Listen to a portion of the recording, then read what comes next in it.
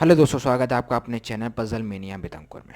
Finally 3 महीनों के बाद एसबीआई क्लर्क मेंस का एग्ज़ाम हो चुका है।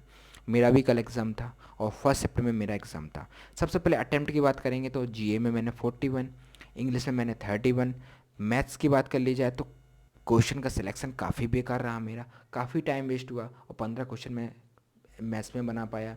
रीजनिंग में मैंने 21 किए। ओवरऑल मैंने 108 अटैम्प्ट किया है। जीए काफ़ी अच्छा आया था। काफ़ी सारे स्टूडेंट्स के काफ़ी अच्छे अटैम्प्ट रहे होंगे जीए में।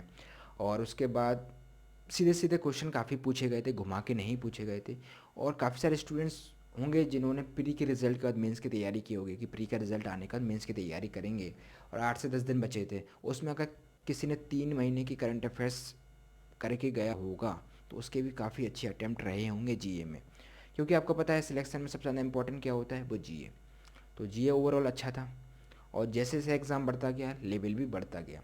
इंग्लिश आपको पता है कि मेंस लेवल का पूछा गया था, आसान नहीं था। एक पैसेज आपका प्लास्टिक पॉल्यूशन पे था, एक पैसेज आपका स्लीपिंग पे था, ठीक है, स्लीपिंग इम्यून सिस्टम पे। और उसमें कुछ वर्ड्स दिए थे बोल्ड में, ठीक है, और इटालियन वर्ड दिया था कि आपको बताना था उसका साइन ऑफ कौन सा वर्ड होगा। और ऐसे ही आपके जो वर्ड्स दिए थे 3 4, उसमें एक दूसरे के एंटो या साइन ऑफ कौन होंगे ये पूछा गया था। ईडियम फ्रेजेस पूछे गए थे। एरर में आपको फाइंड करना था सही सेंटेंस कौन सा है। उसके बाद आपका डबल फ्लश शायद आया था, उसमें आपको बताना था कि कौन सा वर्ड कहाँ दोनों में कौन सा वर्ड फिट होगा। उसके बाद आपका क्लोस्टर पूछा गया था कि 6 7 आपको वर्ड्स दे दिए, जैसे फाउंडेड, एक्सप्रेस्ड, एक्सरसाइज, ऐसे वर्ड्स दे दिए। और अब के बाद A B C D E F करके क्लोज टेस्ट में था, आपको बताना था कौन सा वर्ड कहाँ फिट होगा। जैसे फाउंडेड है वो ई में आएगा, एफ में आएगा, बी में आएगा, सी में आएगा। तो ऐसा आपका पूछा गया था। उसके बाद मैथ्स, सबसे पहले तो क्वेश्चन का सिलेक्शन बहुत बेकार रहा मेरा। डीआई गलत पिक कर ली, उसमें टाइम वेस्ट हुआ। उसके बाद फिर मिसलेनियस उठा लिया तो उसमें भी टाइम वेस्ट हुआ। फिर आपकी एक डीआई पूछी गई थी डॉक्टर इंजीनियर वाली, वो अच्छी थी, मतलब करने लायक थी। डॉक्टर इंजीनियर था, मिसिंग डीआई थी, X by Z A B C करके दिया था और शायद इंजीनियर का एक्स की वैल्यू दी थी और एक वैल्यू और शायद उसमें थी मिसिंग डीआई में। और कुछ डेटा नीचे दिया था। जैसे आप पजल सॉल्व करते हो ना कि कंडीशन आप लिखते जाते हो फिर फॉलो करते हो, पजल सॉल्व हो जाती है, ऐसे ही आपका इसमें था कि कंडीशन आप लिखते और उसका फॉलो करते तो ये वाली पजल बन जा ये वाली डीआई बन जाती। ठीक है, दूसरी आपकी आई थी टिकट वाली। पाई चार्ट दिया था, उसमें मनाली, चंडीगढ़, देहरादून, इनका परसेंटेज दिया था। ऊपर 1.2 लाख कलेक्शन दिया था टिकट का। और एक टेबल में आपका टिकटों की संख्या दी गई थी, ये वाला पूछा गया था। और एक आपका बार ग्राफ वाला आया था कि लाइब्रेरी में पुस्तकों की संख्या, इशू की गई पुस्तकें और नॉन इशू की गई पुस्तकें, ठीक है। एक डीआई आपकी टोटल मार्क्स पे आई थी कि टोटल मार्क्स और मार्क्स का परसेंटेज दिया था, ये वाली आपकी डीआई पूछी गई थी। उसके बाद आपका डेटा सफिशिएंसी से क्वेश्चन थे और अर्थमेटिक्स से थे। एक प्रोबेबिलिटी का क्वेश्चन आया था डाइस वाला कि 2 डाइस उछाली जाती हैं और उनका अंतर 3 होना चाहिए, ठीक है, ये वाला आपका पूछा गया था। Overall quantity one quantity two पूछा गया था। ओवरऑल जो मैथ्स था लेवल डिफ़िकल्ट था, टाइम टेकन था, कैलकुलेटिव था। और उसके बाद आपका जब मैथ्स में 15 क्वेश्चन हुए तो थोड़ा सा मनोबल काफ़ी गिर गया था। उसका रीजनिंग था, रीजनिंग आया तो मैंने सोचा था कि यार जो गलती मैथ्स में हुई है वो रीजनिंग में ना हो। तो रीजनिंग में एक आपकी सर्कुलर वाली सिटिंग अरेंजमेंट आई थी कि 8 लोग बैठा लेनी थी, 10 सीटें थी, 2 खाली थी, ये काफ़ी अच्छी थी।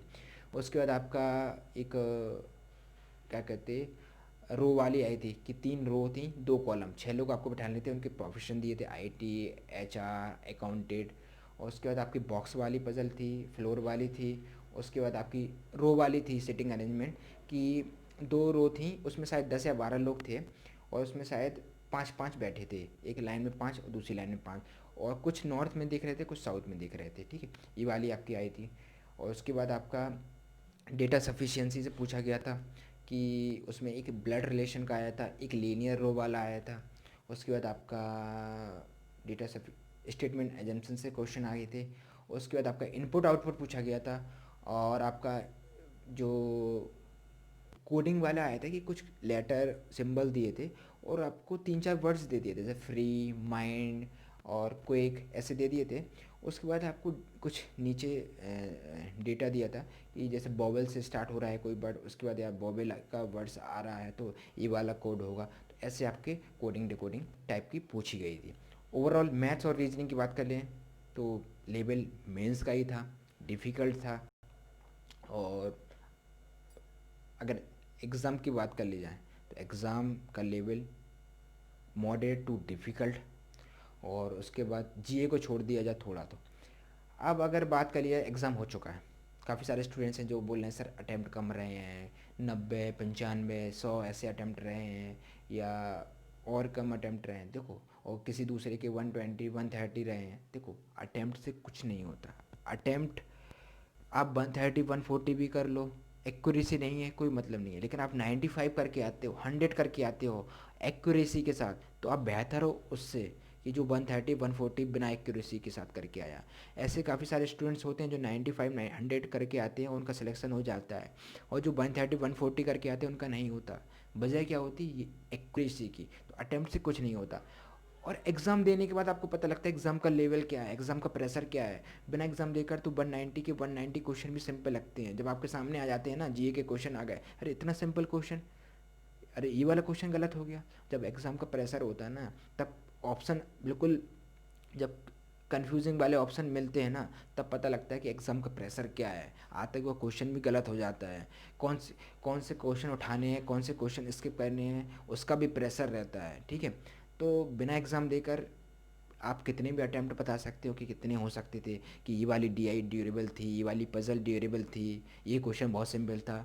बिना एग्ज़ाम देकर तो हर क्वेश्चन सिंपल लगता है, लेकिन एग्ज़ाम का प्रेशर मैं खुद देकर आया हूँ, वो अलग ही होता है। ठीक है, आप टेंशन छोड़ दीजिए, एग्ज़ाम हो चुका है। एक बात और, जब एग्ज़ाम के बाद आते हैं तो हम जी के क्वेश्चन देखते हैं कि कितने सही हैं कितने गलत हैं, और फिर 2 3 क्वेश्चन 4 क्वेश्चन जब गलत हो जाते हैं तो थोड़ा मनोबल गिर जाता है। तो आप ऐसा मत करिए।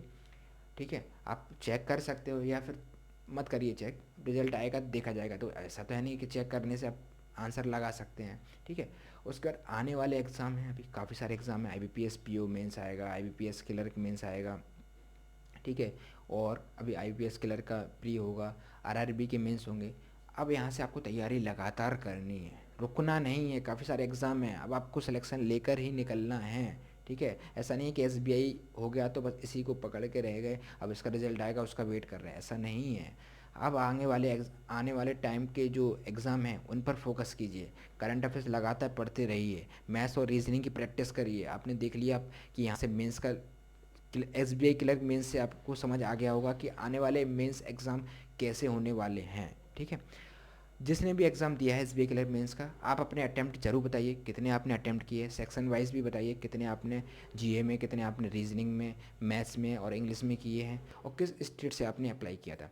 बाकी फिर मिलते हैं अगले वीडियो में, जब तक के लिए धन्यवाद।